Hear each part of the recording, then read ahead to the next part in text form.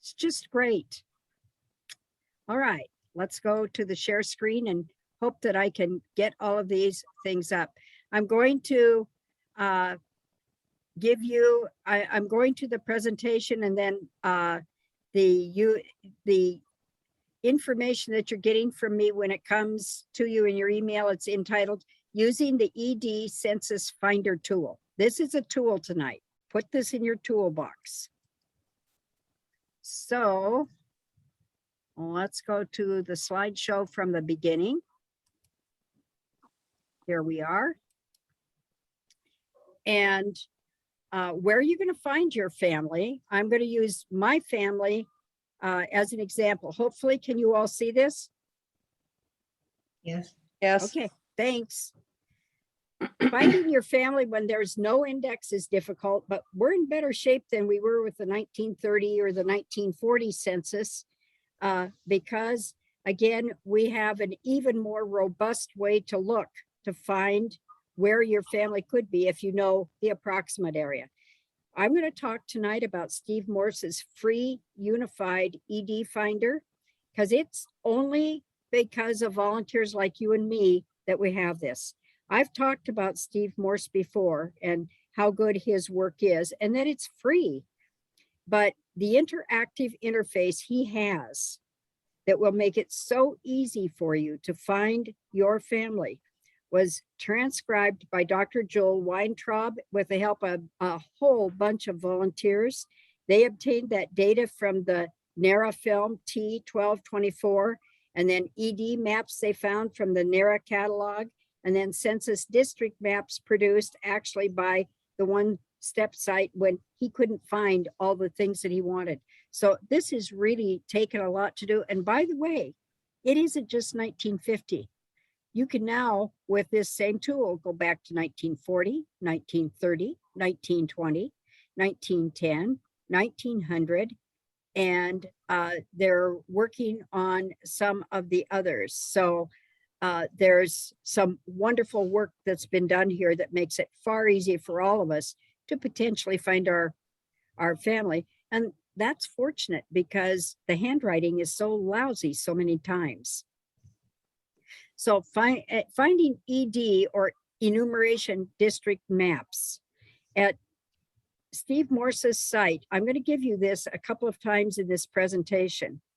You can view them all in one step instead of saying, oh, first I got to go here and then I got to go find this stuff. And where's the city maps if I'm in Chicago? Or where's the city maps for Baltimore, etc. He's made it so easy for you to find a family location potentially that I hope you have really good luck with this. What's an ED? Stands for Enumeration District. On a district form in the 1950, you're going to see it in the top right corner. An ED district is defined by the National Archives as a basic geographic area of a size that could be covered by a single census taker or enumerator within one census period. Now, some of you just got done working with the 2020 census, so you know what that's like and you know what those areas are like. So you have much more familiarity with it. And a lot of us have worked with previous things and we have a sketchy kind of idea sometimes of where the family might be, or, you know, my problem with my family is, of course, they were living in a community and the community was split down the center by the county line.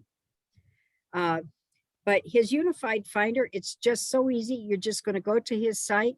You just need a location to get started. And luckily, in 1950, I could say that site was Ferndale, Montana. But it allows you to, quote, compute the ED for an urban or a rural area. And all you have to know is the state, for example, the county, and the local area. If it's, hey, Linda, if it's Chicago, you know, or whatever, that's all you have to know. And then it's going to present you with a list that you can begin to go through. If any town like Kalispell, we know was over 5,000 in 1950, the unified ED finder can find it based on the street and cross streets of the known address. So you can even get city directories to help you for some of those pieces of information. Or if you're out in Ferndale, which was really rural, then you have to begin to go with community names. And he's done a great job, way beyond what's been ever expected in terms of getting to all the local names known. It doesn't mean it's perfect, but it's really, really good. However, knowing and suspecting your family location is important. My family lived in Ferndale. That was Lake County, Montana. We happened to be in that section, but just a half a mile away across that county line was my grandpa, and he was just a half a mile from us, but he was in Flathead County. So to look for him, I'd have to go to Kalispell, Flathead, out of Montana. Montana, then Flathead, then Kalispell, and then or to the small area of Ferndale there. They're going to be described by townships, but he has done the conversion for you and saying Ferndale means this particular township. So that's the first step in finding the ED. Remember, they created census maps and they are available. The Library of Congress was very, very helpful with this. And of course, the US Census Agency. For county or city, they split it up into EDs, and the census maps actually show these EDs. Why do you need to know this each time? Because guess what? They may change the maps. They're not static. So again, you can find those particular things. And don't we all wish we had the 1890 map? We can see, however, the enumeration district for it, even though they don't have other information. So you can see where your family would have lived. Here's the things I knew. I knew where my dad and mom and all of us lived. I was the fifth child, and I was alive in 1950. Ferndale in Lake County is a shared community still. Part of it is in Flathead County. The school building, when it was there, was in Lake County, just right on the county line. But then we had kids from both counties, so it was a shared school district also. It was called the Jocko Township. And you'll see that on ED district maps from 1920 forward. But prior to Steve Morse and Joel Weintraub's work, finding an ED took a lot of research. And we all remember what it was like when we were searching through those things and just saying, I have to be getting close. So steps in finding my peeps at Steve's site involve going back to that site he's got. It's just this easy. Just go out to stevemorse.org/census/unified.html. Then he just says he's got it right there. He's got just 3 things, but you can enter it from one piece of information. Enter as much of the 1950 location as you know or suspect. So you're going to be selecting the state, the county, the city, or the town, or just a locality, and then start looking, because he's going to give you a list. And you may say, yep, that's the same name as blah, blah, blah. But do your looking prior to April 1, so you're ready to go. Steve's site right now, I can tell you, has been really busy, and it could also crash the evening before the release of the 50 census data, because no matter what are we? We all procrastinate. I'm going to suggest that you do this necessary work now. I'm proud. I've done 11 of 19 families for mine for various areas in the United States, and I hope I'm ready to go. And, you know, of course, we all know which ones we're going to prioritize, whatever we're looking for at that point. So let's look at what I had to do to find me at Steve's site.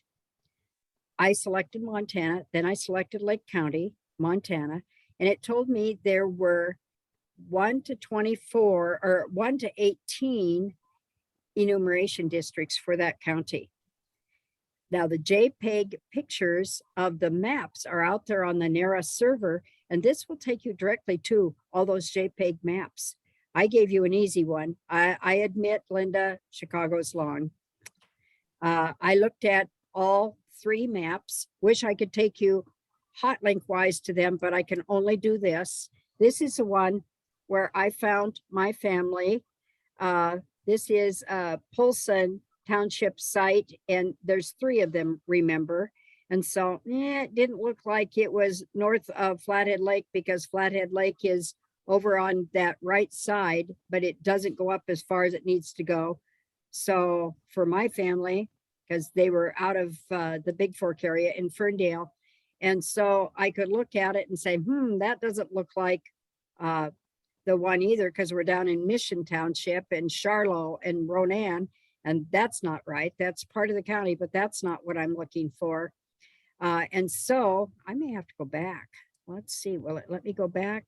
I am going to go through real quick again, and I want to see this from the beginning because it's not letting me see the one I wanted to show you.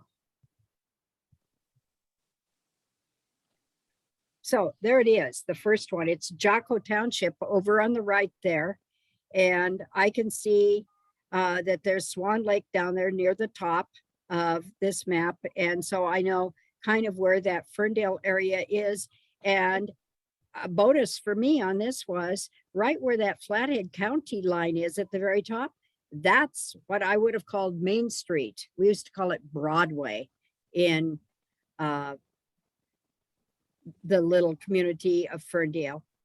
It has a different name now. It's Highway, I believe, 83. But that's right where the school was to the inner part of the line on this Lake County side, and right on the other side, just down 3 stops, was my grandpa Beck, who lived in Flathead County, but we were right there in that little section. So it helped me a lot. You're going to see these. I can't show you anything really close tonight, but you're going to be able to see these maps, and they are a pretty neat thing to be aware of, because you can get a fair idea then of where people are. Jocko Township was huge, but it was huge when it was in Flathead County, and there was no Lake County because it included a whole area north of that Flathead County line, because we didn't have Lake County until 1923. So I'll just take you back here to Steve's advice. He does have some advice for you, and it says, he says, hey, I admit it, that's a kind of a lower resolution on some of these maps, but you can get a fair idea and you can keep moving in. And then I can tell you, I don't think it'll be done in time for this right now, but it looks like the Library of Congress is bringing many of those online. The bad news for a lot of us in the rural areas is it looks like they're doing the cities first, but it is a higher resolution, and he'll be able to tap right into that again. So it'll continue to get better. He does tell you what's not included. That's an important thing to know from Steve's work.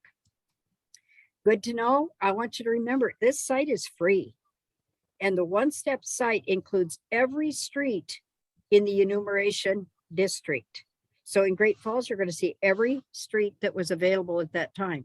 So if you're thinking, well, there's a place there in the search to put in the street address, he could take you down to that size. It also contains the transcriptions of boundary streets and geographical features where appropriate, like that line at the top of Lake County and the border, and it is the border with Flathead. And I know that's right, dead center of Ferndale. It displays the prefix of the EDs, because if that will identify the county by number, but if you've got a city over 50,000, it identifies the city. Hey, Linda Lawn, hello, Chicago. And the EDs, again, are slightly different. So using Steve's one-step tool right at his site, go down to the bottom and you're going to be able to see all of his one-step tools. By the way, these are just the ones for the census, but he has them for naturalizations. He has them for ships coming in. He has them for all kinds of things. And so remember, again, his site isn't a real lovely, pretty site, but I'll tell you something, it gives straight, true knowledge to you. And I think you'll really enjoy it. But remember, place is really important, and getting those enumeration district maps are really important. It's also another way for you to begin to show someone something they can understand from a map, where, you know, the one-step maps for Great Falls are really easy to see because they only fit part of the city today. So you can pull one of those neat maps that the Chamber of Commerce has available. We have them down here at the library. You can just tear off the sheet and take a look at what the boundaries were then and where things were. And it's a great tool for you. So I am going to stop the share at this point, and I'm going to ask if there are any questions. Not too many of you went to sleep, so this is good. No questions? Everybody's already done this? Jan, when the census comes out,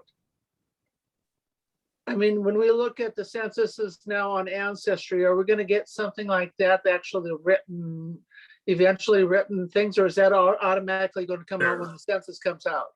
They're working right now. I've mentioned before what the partnerships are, that FamilySearch.org and Ancestry.com has been working with them. But no, we're not going to see an immediate thing where we can look for people. We might be lucky if some of the maps are really, if some of the pictures, I should say, from the census are good, but you and I know what a lot of them look like. Sometimes it's pretty ugly. But we're in better shape than we've been. But Anne, I'm gonna, you know, last time, what did it take? I think it took like 4 or 5 months, Colleen, before we had this done. I think I'm willing to bet we have it done in 2, because there will be people still out there. Yeah, I'm doing the throwdown, Yates. Come on. But I'm willing to bet that we begin to get that. But Anne, candidly, you know, when you look at what it has taken to do it, I can remember what our society, our very society here did in terms of getting 1930 indexed and having help with people. Last time in 1940, it was a whole bunch better. This time should be a lot better, but we're still going to face some ugly handwriting. We're still going to face some confusions in terms of things. So I'm going to say, I'm going to throw down on a bet, Colleen, a milkshake. That's what it is. Do you think we can get her done in 2 months? The other thing, Sounds Jan, too, good. I think we can too. Yeah. the other thing, Jan, that they're doing, if you remember some of the stuff we put out, NARA is also using artificial intelligence in that, and supposedly you should be able to type in stuff and work that way too. There won't be a written index, but if it works the way they anticipate, you may be able to just type in a name and get it. And then clear up the name. Yeah, and also clear up names. And it's supposed to be interactive. I mean, it is going to go fast if this artificial intelligence works the way they say. If you go back last month's newsletter, I think, or the one in December, there's an article about that, and it sounds pretty good. And like I said, of course, it's going to crash for the first week. Yes, it is. It's not going to be working, but it sounds really good. And plus, then, like Jan said, you're going to have the people from Family Search, you're going to have the people from Ancestry, you're going to have the people from MyHeritage all working on this stuff. So it won't take long, but you should be able to get some information pretty quickly within the first week or 2 if you can get in. Yeah. I'm counting on being able to see me. I want to see me that night. I'll be there to help crash the site at midnight. I was, going to, Zoom meeting, whatever. Yes. John, did I miss in the beginning? Did you say that this website and some of your notes there were going to be in the newsletter, or were you? I'm going to send them to you. Okay. I'm sorry, I missed the beginning of that. Okay. I have the list, so I've got everybody here that I think we could send stuff to, and I think we're in fine shape. Other questions? I hope you tell us about, I'm looking forward to the April meeting, because I'm hoping you're going to tell us of some of your success stories or whatever, or the weird things you found or whatever. Or who did you find living with your family that you didn't expect to see there or whatever? Who were the neighbors? Remember, this is a great opportunity to get that fan club information because they're listed in order of how they were looked at. I mean, I just was looking and discovered that even my little community of Ferndale, guess what it was called in 1910? It was called Swan Hole, Hole. That's what it was called then. Yeah. So them are the weird experiences we're going to get out of this, or the fun. So happy hunting, I hope, and let us know. And I'm done, Larry. So I think it's time to bring this to a close if people don't Okay. have more commentary. All right. Right. Well, thank you very much, Jen, and good to see everyone. And drop by the library sometime if possible. So. Yeah, we got lots going on. See y'all. Okay, bye. Bye. Bye-bye. Bye.